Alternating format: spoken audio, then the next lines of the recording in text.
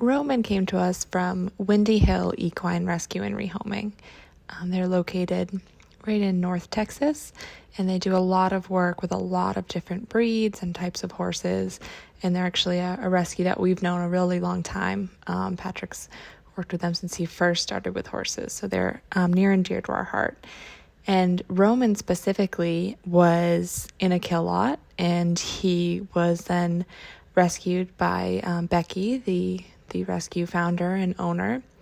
And when she took him in, she realized that he really was quite a scaredy cat. So not only was he feral when she got him, he also was just the type of horse that was really nervous about almost everything, not just people, but also just life around him and things and, noises and objects. And that's how he kind of got his nickname of being the scaredy cat.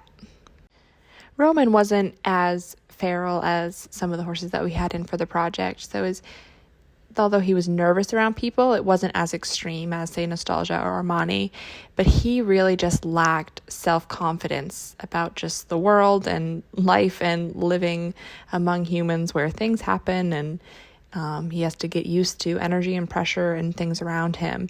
And so it only took, I would say, a day or two to really get him so we could halter him. And then we really just started playing with not only Liberty, but also different grooming and leading and just getting him comfortable being touched all over and feeling different things touching him and being able to pick up his feet and just kind of spending a lot of time getting him more comfortable within himself and with us being around him.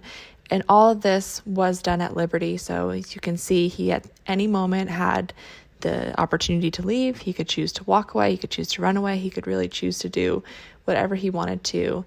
And although he was, more nervous, he really tried. And so he really didn't want to have a huge reaction. He would kind of act like he was going to do something really big and scary. So he might start to kind of really tighten up and shake a little bit and snort and kind of do intimidating things. And then we learned as we started to work with him that if we just gave him the opportunity to think through situations and kind of be able to realize that something's not going to hurt him, he really didn't want to explode or do anything big and huge and scary. And so the more that he experienced, the more that he started to do even that kind of wind up less and less.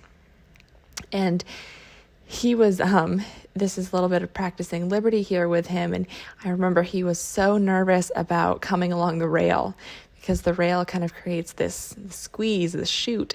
And I wanted him to come, between me and the rail to learn that when he feels pressure on both sides, that he just needs to come forward and relaxed, come forward, and then we're going to stop and all that is going to go away.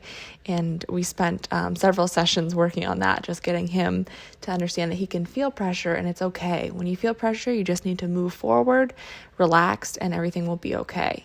That's always an okay and correct answer. And then as he got more comfortable with that, we then started moving kind of off the rail and doing more Liberty in more of the middle area and bigger spaces. And then another area that he was really kind of uncomfortable about was us jumping up on him. And so again, it was always at Liberty, so it was always his choice to, do what he needed to do, whether that be walk away or react a little bit bigger. And a couple of times before we got them on film, he kind of did a little bit of a bigger hop and scoot away. And these ones are kind of a little bit smaller examples of that. And so anytime we found something that he was really uncomfortable with, we just tried to slow it down and really take the time to get him more comfortable with it on his terms. And so that's why instead of just putting a halter on and just pushing through and getting him used to this in a session, we then spent, several days just working on climbing up on him, both sides, getting on and off, jumping around him, until he realized that it really wasn't something he needed to be worried about, that even though it felt a little bit funny and it was a little bit different than anything he'd experienced before, that it was okay. And as long as he just trusted us and kind of faced those fears, that nothing was going to hurt him. And Roman did come to us unstarted. So even though Becky, the rescue owner, had done some work with him to get him, somewhat used to people, so he wasn't as kind of green on haltering and just general touch, he had not been, saddled or had any of the groundwork prep or been ridden before. And so we went through all of that from, step one, just like he didn't know a single thing. And once again, we introduced the pad, the saddle, the mounting, all of that while he was free to leave if he wanted to.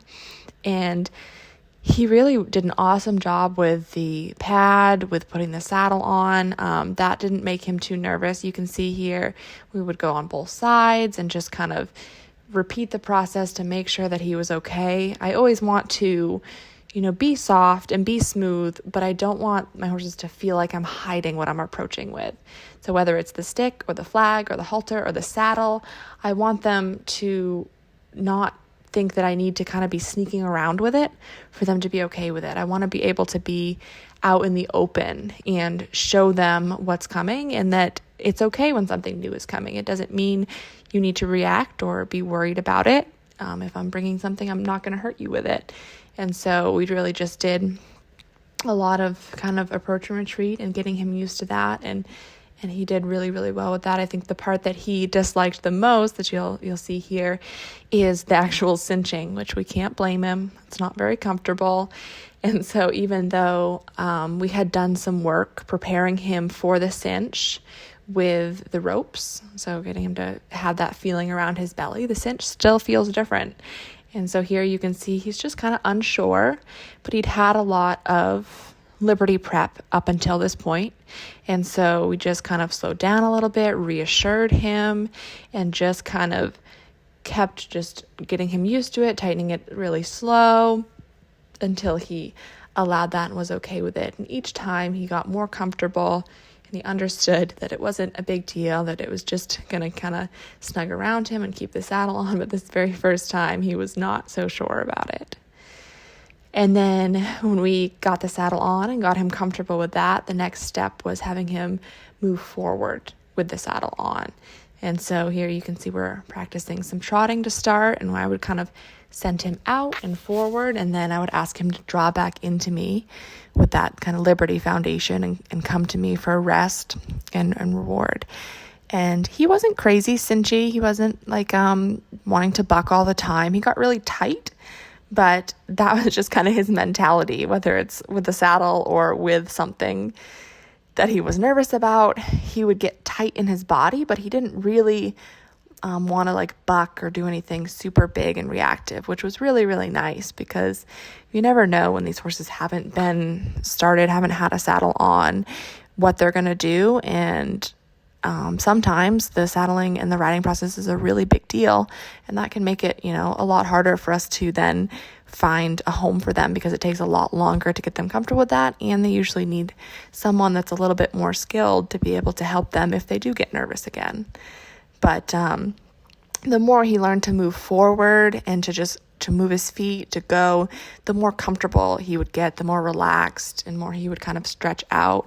And so it was really important that we got him walk, trot, and cantering on the ground before I got on him for that first ride, because I really wanted to know that he felt the saddle in all those gaits and that he was okay with it. Because sometimes the horses will buck when you put the saddle on for the very first time and just put the cinch on. Sometimes they don't buck until you get to the canter. And so we really like to get them moving in all three gaits before we get to the point of the next step, because we want to make sure that they're comfortable with that, with the saddle on before we go forward. And his biggest thing was just that he was kind of sticky and he didn't really want to canter and didn't really want to go forward, but he didn't do anything huge, which was really, really nice and really gave us confidence for his future and ability to find a home that would be comfortable with him.